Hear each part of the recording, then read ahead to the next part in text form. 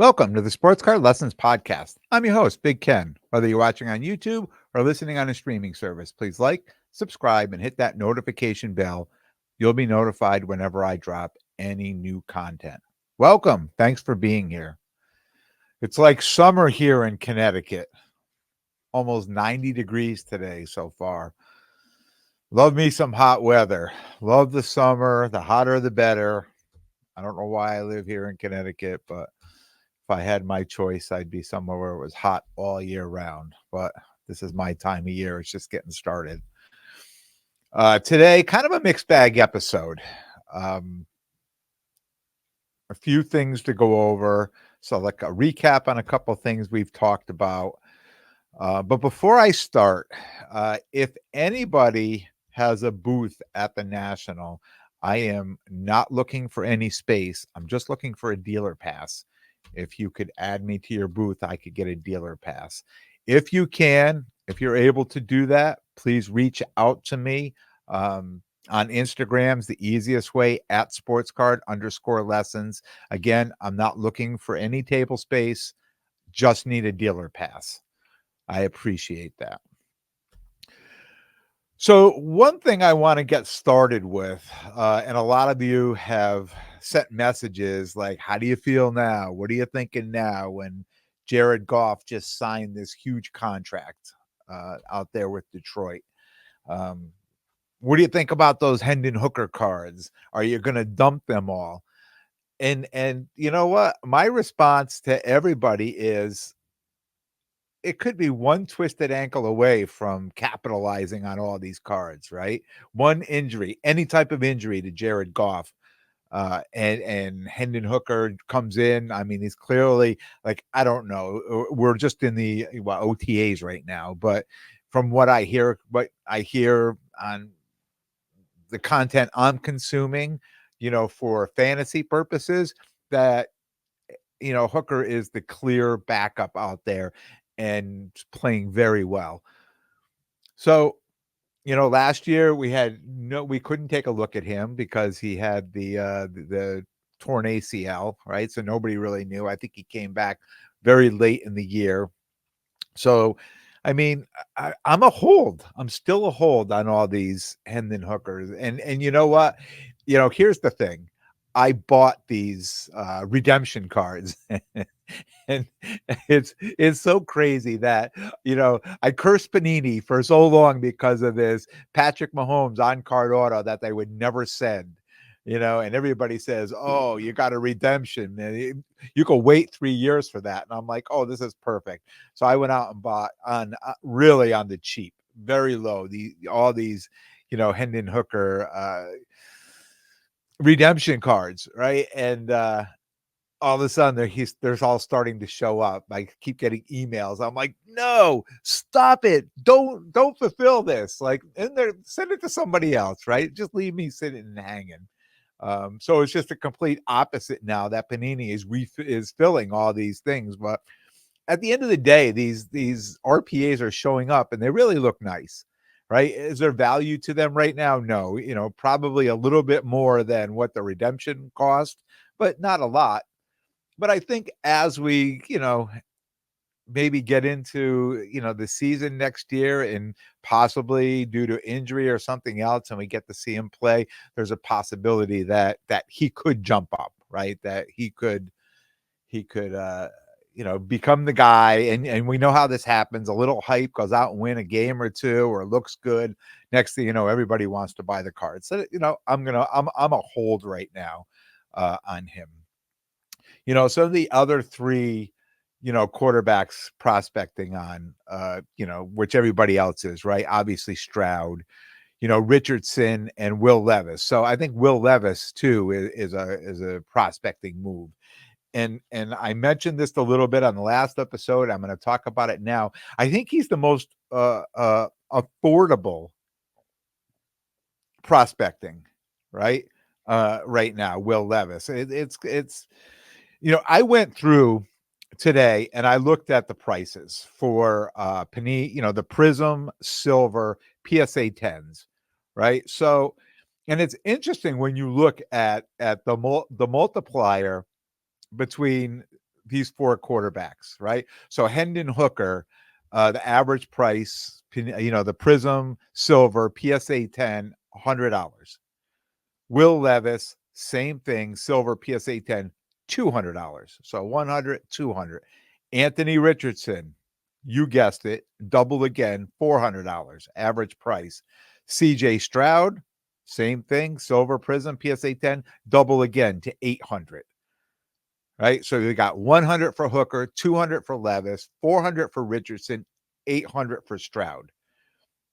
Now I just look back a little, right? And I say, let me look at some of the other quarterbacks that are selling, that are hot, are going to be hot. Same card, Prism Silver PSA 10. Jordan Love, $800. Brock Purdy, $700. Justin Herbert, $1,200. Joe Burrow, $2,000. And Patrick Mahomes, here's the multiplier again, $4,000. Right? So I look at these prices and they've stayed pretty steady, just jumping up and down, especially on the Stroud, the Richardson, the Levis, the Hooker.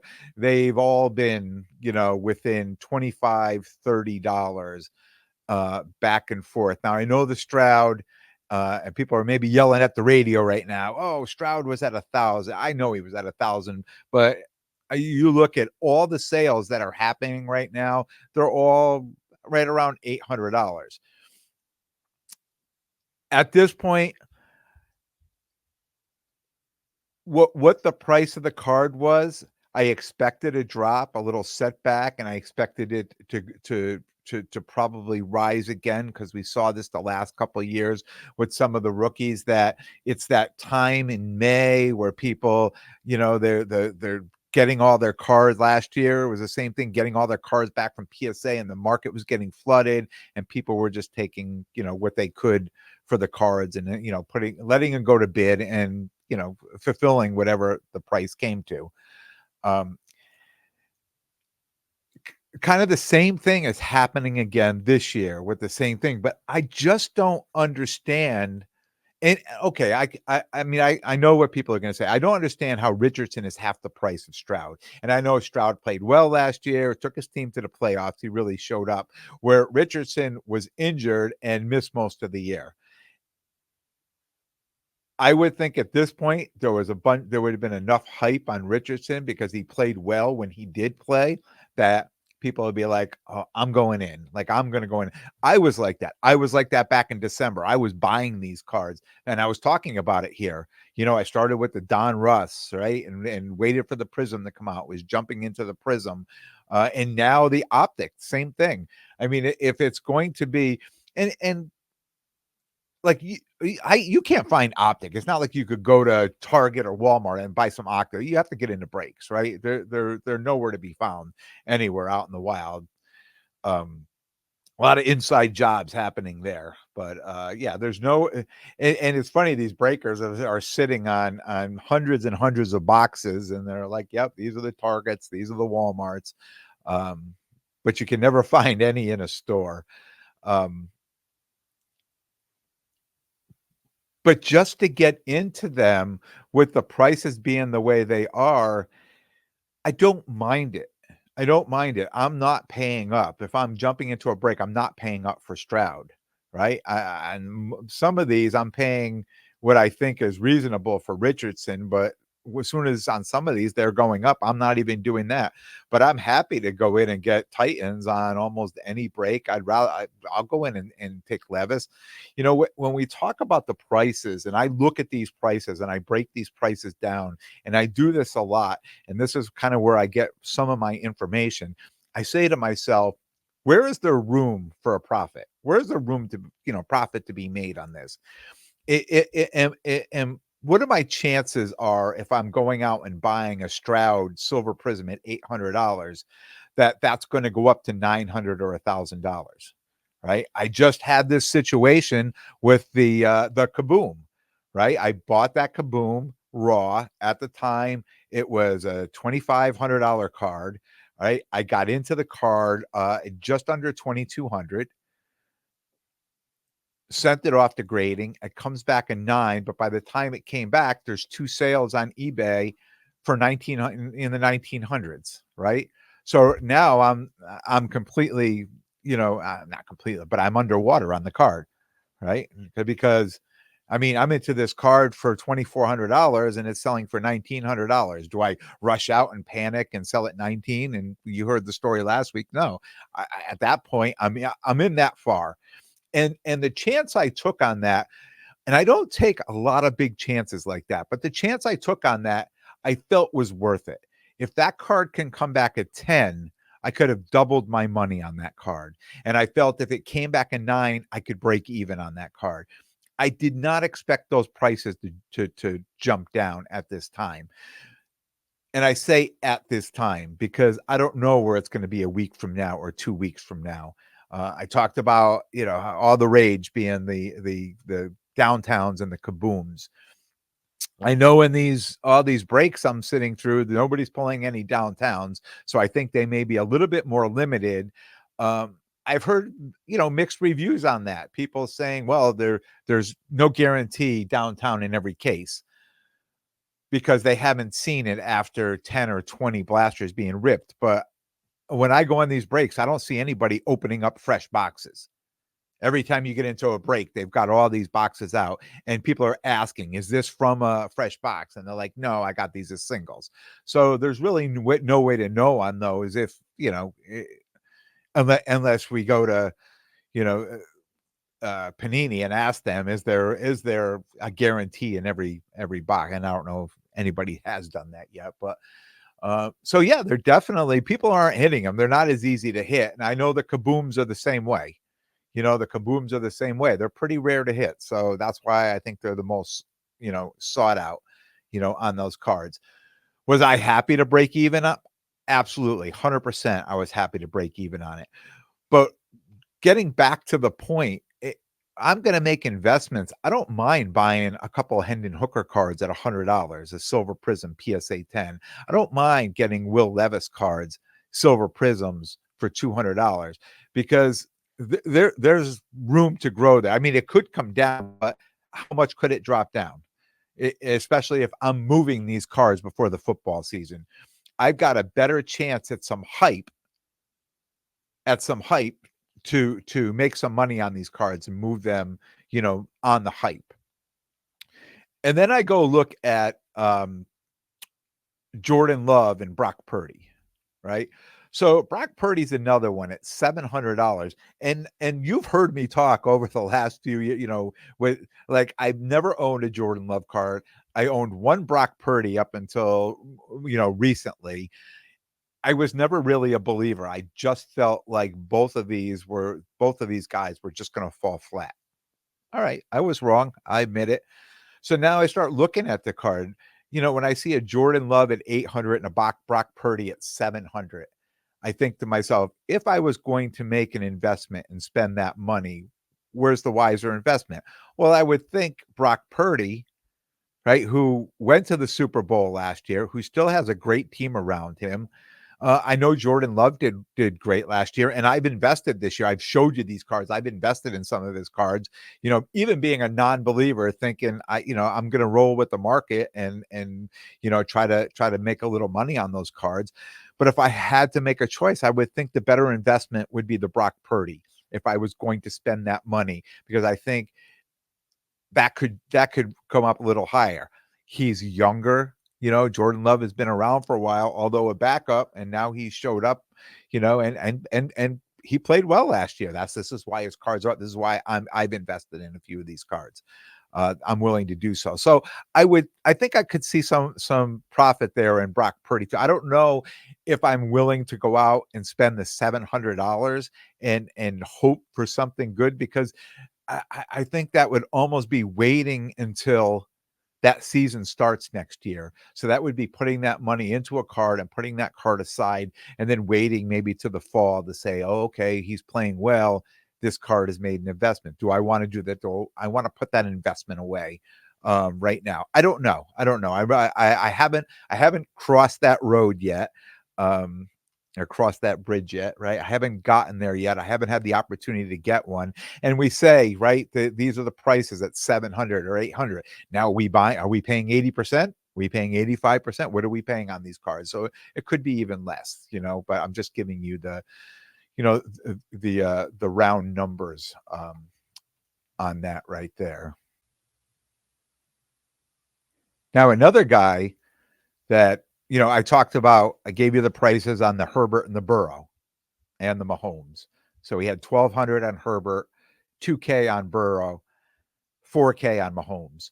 So out of these three right here, and I look at these numbers, and giving you these numbers is you probably know exactly what I'm going to say right now, that if I was going to make an investment on a Silver Prism right now, it would be Herbert, right? Because I would think, here's a guy that can only go up. He's had a couple rough seasons, but he's starting with a new coach, not much of a receiving squad over there. I'm really not sure what their plans are, and they got rid of the running back, Eckler, who was kind of his security blanket.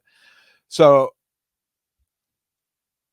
with all that, what I just said, if I was going to try to invest in one of those three, I would think Herbert might be the guy, but because of what I just said, I wouldn't really want to chance it.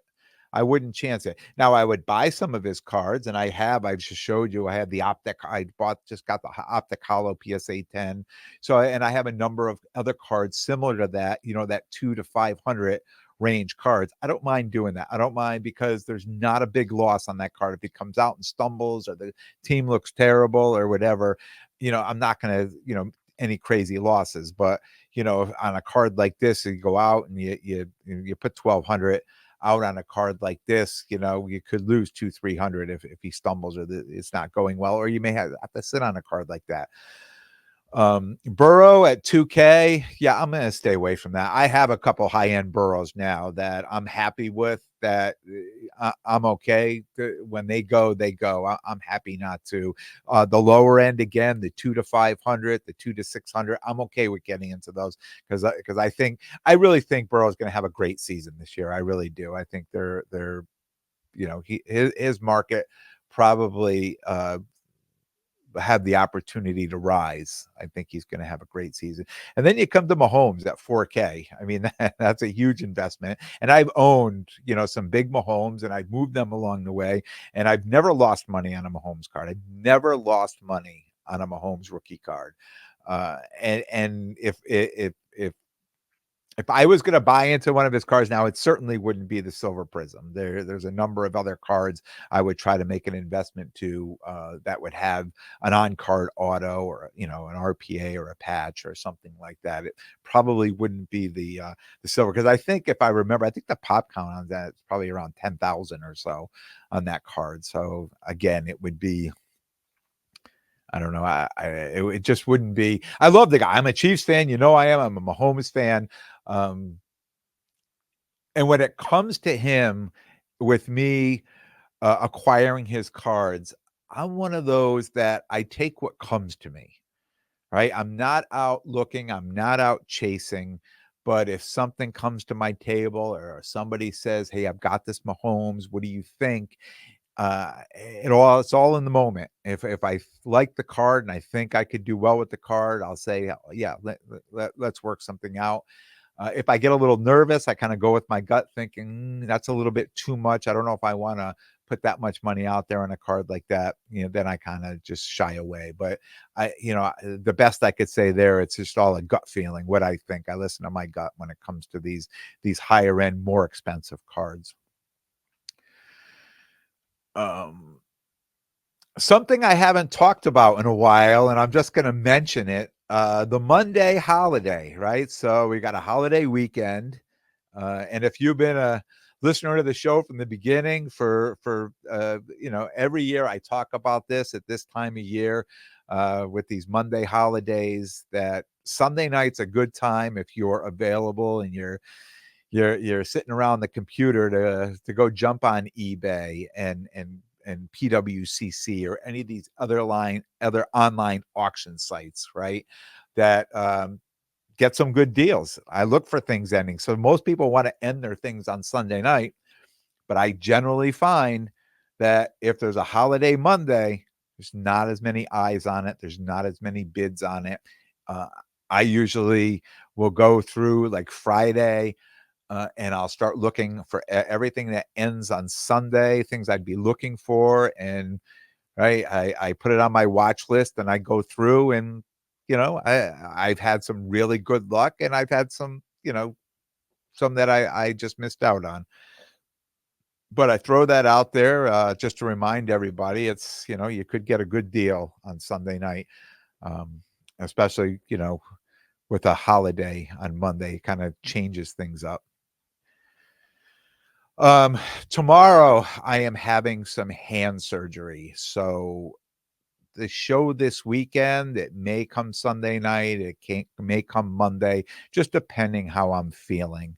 Um, I won't be doing any shows this weekend. I'm probably going to be laying low and recovering. And it's just all depending how I feel when that episode will come out. Um, but that's really all I got for you today. And the holiday weekend coming, have a great holiday weekend. Enjoy yourself, friends and family. I don't know where you are here. It's supposed to be great weather, great warm weather. So I'm looking forward to recovering out on my deck and enjoying some of this sun. But like I said, I'll be back with a new episode on Monday. I want to thank everyone for tuning in. And if you like what you hear, please definitely subscribe. And most importantly, tell a friend and spread the word. Until next time, take care of yourselves and everyone around you.